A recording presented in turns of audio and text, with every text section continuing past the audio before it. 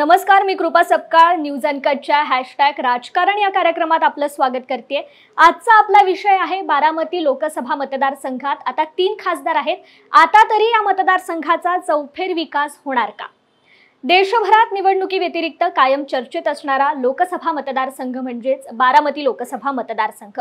त्याची कारणंही तशीच आहेत। राष्ट्रवादी काँग्रेस पक्षाचे ज्येष्ठ नेते शरद पवार यांनी या मतदारसंघाचे अनेक दशके नेतृत्व केले, तर आता 1 दशकाहून अधिक काळ त्यांची कन्या सुप्रिया सुळे येथे नेतृत्व करते। नुकत्याच झालेल्या देशाच्या लोकसभेच्या सार्वत्रिक निवडणुकीमध्ये राष्ट्रवादीच्याच 2 गटात लढत पाहायला मिळाली। यामध्ये सुप्रिया सुळे विरुद्ध सुनेत्रा पवार यांच्यात हाय व्होल्टेज लढत झाली आणि यामध्ये सुप्रिया सुळे यांनी विजय मिळवला। यानंतर अवघ्या आठवड्याभरातच सुनेत्रा पवार यांची राज्यसभेवर निवड झाली, तर शरद पवार या आधीपासूनच राज्यसभेवर कार्यरत आहेत। त्यामुळे आता सुप्रिया सुळे, शरद पवार आणि सुनेत्रा पवार असे 3 खासदार बारामती लोकसभा मतदारसंघाला मिळालेत। परंतु आता खरा प्रश्न हा आहे तो म्हणजे खरंच आता या मतदारसंघाचा चौफेर विकास होणार आहे का? बारामती लोकसभा मतदारसंघांमध्ये बारामती, इंदापूर, दौंड, पुरंदर, भोर, वेल्हा, खडकवासला आणि मुळशी तालुक्यातील काही भागांचा समावेश आहे। आजवर गेली 6 दशके शरद पवार यांचे एक हाती या ठिकाणी वर्चस्व आहे। या मतदारसंघातील 6 तालुक्यांची भौगोलिक परिस्थिती वेगवेगळी आहे। आजवर यातील बारामती वगळता ठळक विकास कामे इतर तालुक्यात पाहायला मिळत नाहीत। बारामतीची ओळख विद्या प्रतिष्ठानच्या माध्यमातून शैक्षणिक हब म्हणून निर्माण झाली। बारामतीत MIDCच्या माध्यमातून अनेक उद्योग व्यवसाय उभारले गेले। शेतकऱ्यांसाठी सहकारी साखर कारखानदारी उभारण्यात आली। त्याचबरोबर तालुक्याचा स्वतंत्र दूध संघ, सूत गिरणी यासारख्या संस्था उभारण्यात आल्या। बारामती तालुक्याला नीरा डावा आणि उजवा कालव्यातून बारमाही पाण्याची व्यवस्था करण्यात आली, तर दुसरीकडे बारामतीचा कोरडवाहू विभाग म्हणून ओळख असलेल्या भागाला शेतीसाठी जाणाई, शिरसाई आणि पुरंदर उपसा सिंचन योजनेच्या माध्यमातून पाणी पोहोचवण्यात आलं। आजवर बारामतीची विकासाचे मॉडेल पाहण्यासाठी देश विदेशातील पाहुण्यांनी भेट दिली आहे, तर दुसरीकडे या लोकसभा मतदारसंघातील इतर तालुक्यांची स्थिती मात्र वेगळी आहे।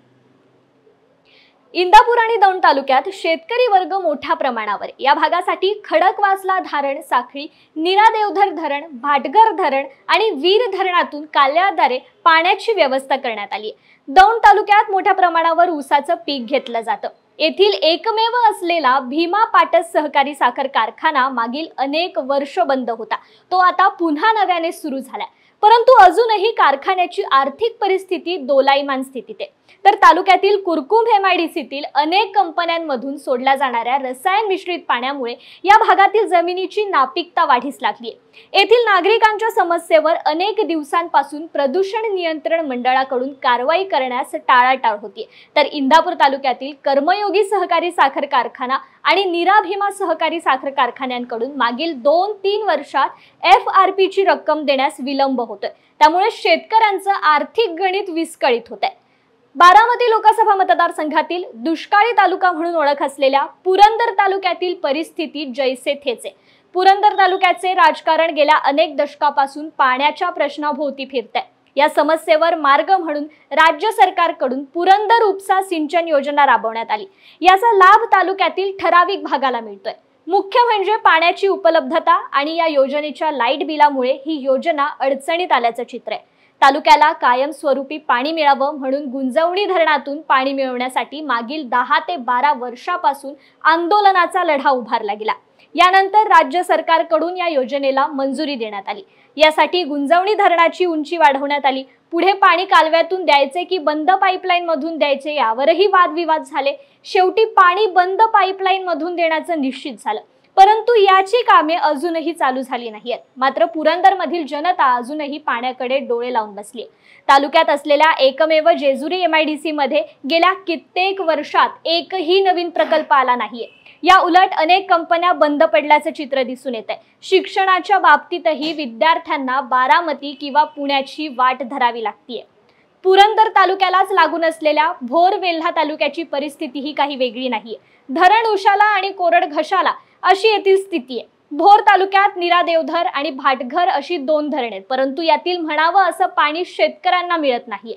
अशीच काहीशी परिस्थिती वेल्हा तालुक्याची सुद्धा आहे। येथील गुंजवणी धरणाचं पाणी शेतकऱ्यांना पुरेशा प्रमाणावर मिळत नाहीये, तर दोन्ही तालुक्यात रोजगाराचा प्रश्न मोठ्या प्रमाणावर भेडसावतोय। या ठिकाणी एकही MIDC नाहीये, त्यामुळे या दोन्ही तालुक्यातील 50% अधिक लोक पुण्या मुंबईच्या दिशेला रोजगारासाठी गेलेले असून याच लोकसभा मतदारसंघात असलेल्या खडकवासला आणि मुळशीचा काही भाग पुणे शहराला लागून असल्याने येथील प्रश्न वेगळ्या स्वरूपाचे आहेत। बारामती लोकसभा मतदारसंघातील प्रश्न बघितले तर एका खासदाराच्या विकास निधीवर या अडचणी सुटणार का? आता याच मतदारसंघातील राष्ट्रवादी शरद पवार पक्षाचे शरद पवार आणि राष्ट्रवादीच्या सुनेत्रा पवार या राज्यसभेवर खासदार आहेत। आता एका लोकसभा मतदारसंघात 3-3 खासदार असतानाही येथील समस्या सोडवल्या जाणार का आणि खरंच संपूर्ण मतदारसंघाचा चौफेर विकास होणार का, हे आता आगामी काळात पाहणं उत्सुकतेचं ठरणार आहे। तत्पूर्वी आजच्या #राजकारण या कार्यक्रमात इथेच थांबूया। तुम्ही पाहत रहा न्यूज अनकट।